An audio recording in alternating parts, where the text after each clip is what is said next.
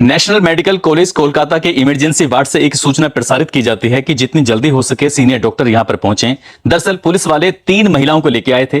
3 महिलाएं ऐसी थी जिनके तन पर कोई कपड़ा नहीं था, खून से वो लथपथ थी। और इसी बीच में जैसे ही इमरजेंसी वार्ड में उन्हें लाया जाता है तो पहले तो जो पुलिस वाले थे वो ये समझ रहे थे कि ये मर चुकी हैं, लेकिन डॉक्टर ने जैसे ही उनकी नब्ज को टटोलना शुरू किया तो उसमें 2 जिंदा थी और 1 मर चुकी थी। इसी बीच में जो महिला डॉक्टर होती हैं, सीनियर ऑफिसर होती हैं, वो मौके पर आके पहुंचती हैं और आने के बाद जब देखती हैं तो इलाज शुरू कर देते हैं। हालांकि जैसे ही 3 महिलाओं की स्थिति थी, उस स्थिति को देखने के बाद उनकी खुद की भी हालत खराब थी। इसी बीच में ये देखने की कोशिश की जा रही थी कि आखिरकार इस महिला के मरने का क्या कारण है। उसकी बॉडी को चेक किया जा रहा था।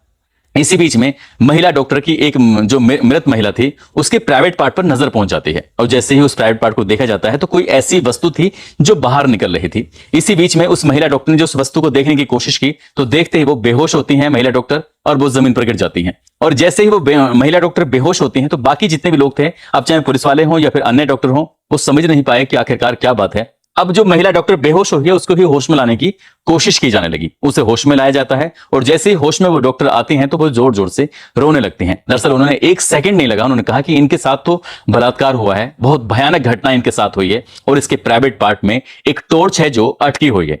सबके सामने वो टॉर्च निकाली जाती है और वो रोते रोते उस महिला डॉक्टर की हालत खराब हो जाती है। दरअसल ये कहानी इस इमरजेंसी वार्ड से बाहर जरूर पहुंचती है लेकिन मीडिया के माध्यम से नहीं पहुंचती, बल्कि लोग ही आपस में एक दूसरे से चर्चा करते रहते हैं।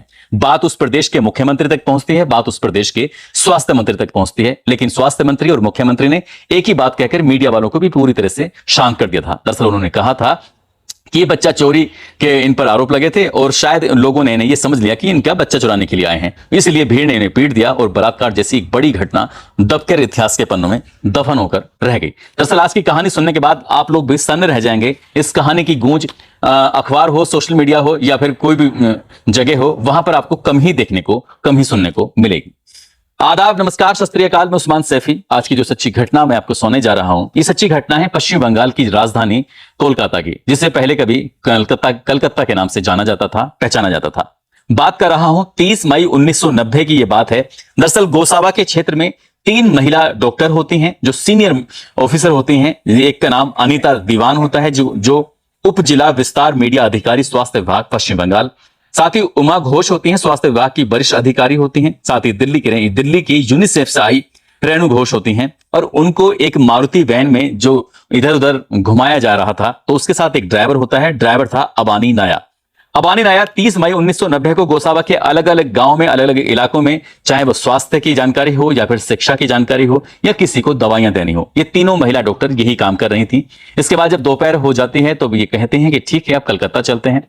कलकत्ता जाने के लिए जब इन्होंने गोसावा से कलकत्ता का मार्ग पकड़ा, दरअसल उन दोनों उस दौर में मार्ग अच्छा नहीं हुआ करता था और जैसे ही ये पूर्वी महानगर मेट्रोपोलियन बाईपास पार करने के बाद थोड़ा सा आगे बढ़ते हैं तो एक जगह लगती है बनटाला। दरअसल ये बताया जाता है कि कलकत्ता से लगभग 22 किलोमीटर की दूरी पर यह है, जैसे आज की तारीख में अगर हम गूगल मैप के माध्यम से जानने की कोशिश करें।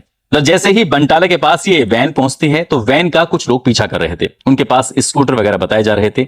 साल 1990 की बात है, 30 मई की वो तारीख थी, शाम के लगभग 6:30 बजे के आसपास का वक्त हो चला था। इसी बीच में जो ड्राइवर होता है वो तीनों महिला डॉक्टर जो अधिकारी होती हैं उनसे कहता है कि मैडम कोई पीछा कर रहा है, ऐसा लग रहा है, अब अगर आपकी इजाजत हो तो मैं गाड़ी थोड़ा तेज भगा लूं। वो कहती हैं कि रास्ता खराब है, थोड़ा संभल के चलना। उन्होंने कहा कि मैडम रास्ता भी खराब है, साथ ही रात भी हो जाएगी, इसलिए हमारा यहां से बेहद निकलना जरूरी है क्योंकि ये इलाका कुछ ज्यादा सही नहीं है, इतना डेवलप इलाका नहीं है। जैसे ड्राइवर ये बात समझाने की कोशिश कर रहा था, स्कूटर एकदम जो करीब आया उसने रुकवाने के लिए इशारे भी किए कि रुको।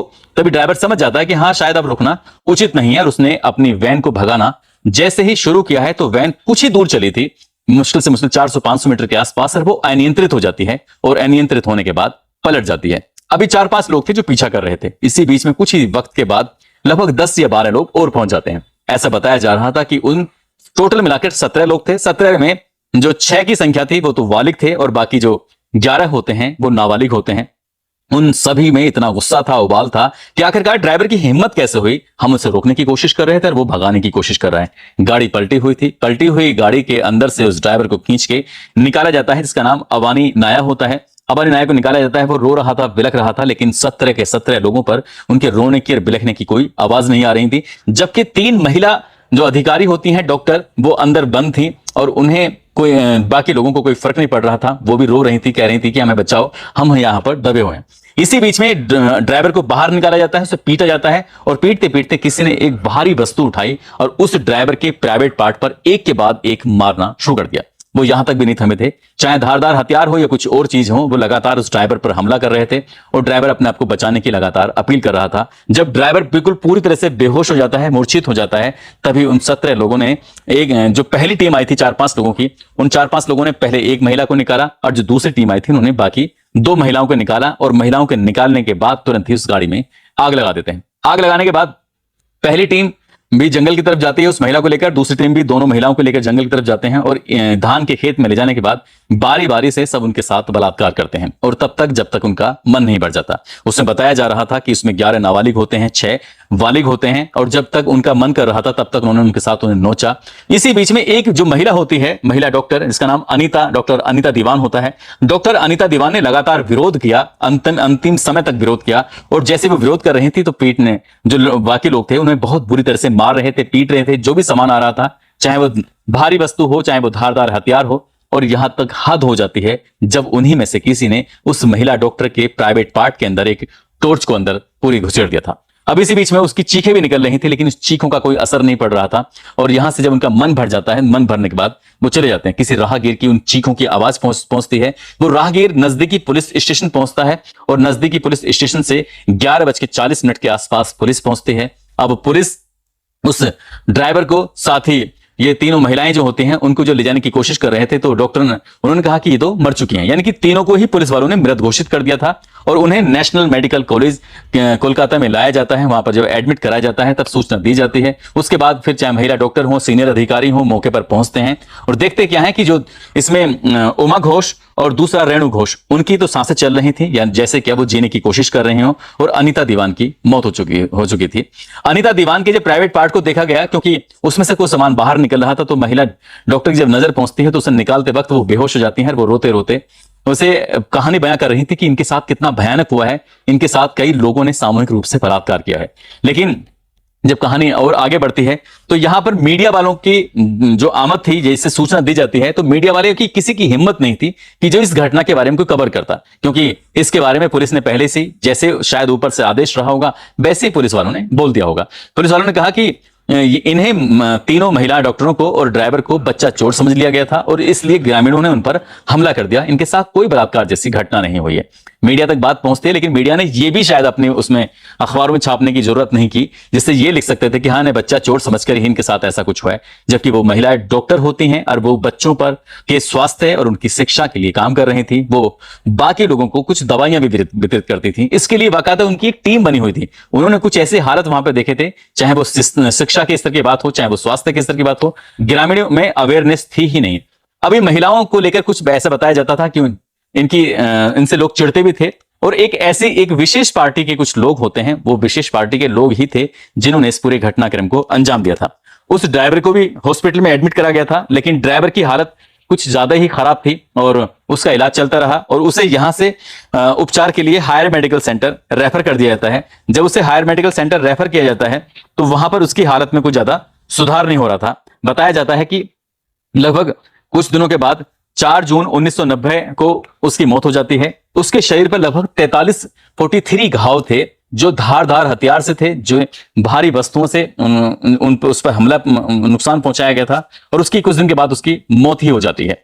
लेकिन बाकी जो 2 डॉक्टर होते हैं, उन डॉक्टरों का इलाज हुआ, वो ठीक हो जाते हैं, लेकिन शायद किसी ने जानने की, किसी ने समझने की ये कोशिश नहीं की थी। वो कहां गई, कहां नहीं गई, किसी मीडिया ने इस रिपोर्ट को पूरी तरह से प्रकाशित करने की कोशिश नहीं की और जिन्होंने कोशिश की तो वहां स्वास्थ्य मंत्री हो या फिर मुख्यमंत्री हो, उन्होंने एक बात कहकर लोगों को पूरी तरह से शांत कर दिया था। उन्होंने कहा था कि इन महिलाओं को, जो कि डॉक्टर होती हैं, इनको बच्चा चोर समझा गया, इसीलिए इन पर हमला किया गया था। हालांकि कुछ साल बीतने के बाद, लगभग बताया जाता है साल 2023 या 2024 के आसपास, इस विषय पर एक फिल्म बन रही है और शायद फिल्म जल्दी रिलीज भी होने वाली है, जिसका नाम है द रेड फाइल्स। अब वो पता नहीं कब रिलीज होगी। उस फिल्म के माध्यम से जो बाकी लोगों ने काम किया था, उस फिल्म के माध्यम से बताने की कोशिश की जाएगी कि आखिरकार उन 17 लोगों ने उन तीनों महिला डॉक्टरों के साथ क्या किया था। हालांकि जब लगातार प्रेशर बना, लोगों ने इस पर धरना प्रदर्शन भी किया था, तब सरकार शायद सचेत होती है। सचेत होने के बाद इसमें कुछ सजा सुनाई जाती है। जो 11 नाबालिग होते हैं उनको तो बाइज्जत बरी कर दिया जाता है, या फिर जो भी सजा दी जाती है, सजा देने के बाद उनको वो बरी हो जाते हैं।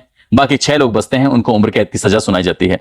दोस्तों, इस कहानी के बारे में ज्यादा डिटेल इसलिए भी नहीं मिल पाई क्योंकि मीडिया ने इस मामले को रिकॉर्ड नहीं किया था, इसके ऊपर कोई कहानी नहीं बनाई थी, इसके ऊपर कुछ रिसर्च नहीं किया गया था। मैंने अपने माध्यम से जो भी जानकारी जुटा सकता था, जो भी एक एक तथ्य को उठा सकता था, उन तथ्यों को उठाकर आप लोगों के पास लाया हूं, जो भी फिलहाल सोशल मीडिया पर या फिर मीडिया पर वेब पोर्टल पर उपलब्ध है। और इससे ज्यादा की जानकारी अगर आपको जानना है तो शायद एक फिल्म जो आएगी उस फिल्म को आपको देखना चाहिए और समझना चाहिए कि आखिरकार उसमें क्या हुआ है। अब ये तो नहीं कह सकते कि इसमें पुलिस वाले सच बोल रहे थे या फिर जो डॉक्टरों ने अपनी आंखों से देखा और जो बात बाहर निकल के आई थी वो सच थी। दोस्तों, इस पूरे घटनाक्रम को सुनाने का उद्देश्य किसी को परेशान करना नहीं है, किसी का दिल दुखाना नहीं है, बल्कि आपको जागरूक करना है, आपको सचेत करना है। जाते जाते आज सादिया हैं जो कि सऊदी अरब में रहते हैं, आज इनका जन्मदिन है। साथ ही दिलीप यादव हैं, आज इनका भी जन्मदिन है। इनको भी जन्मदिन की ढेरों सारी शुभकामनाएं, बहुत बहुत मुबारकबाद। साथ ही अनिल हैं और उनकी पत्नी है निशा, जो कि मेरठ के रहने वाले हैं और शाहजहांपुर में वो नौकरी करते हैं। आज इनकी शादी की सालगिरह है। इनकी शादी की सालगिरह की बहुत बहुत शुभकामनाएं, बहुत बहुत मुबारकबाद। साथ ही कुछ लोगों ने नाम लेने की अपील की है, जिसमें शाहवेज खान हैं, ललन सिंह, दीपू सिंह, राजेश वर्मा, फजल सैफी, परमिंदर कुमार, यश ठाकुर, भूपेंद्र सिंह राजपूत, इरफान अली, हाफिज मोहम्मद नाजिम, आलोक कुमार, हिना जोशी, शशि प्रकाश, डब्लू यदुवंशी, दौलत राम। आप सब लोग अपना ख्याल रखें, सुरक्षित रहें। जय हिंद, जय भारत।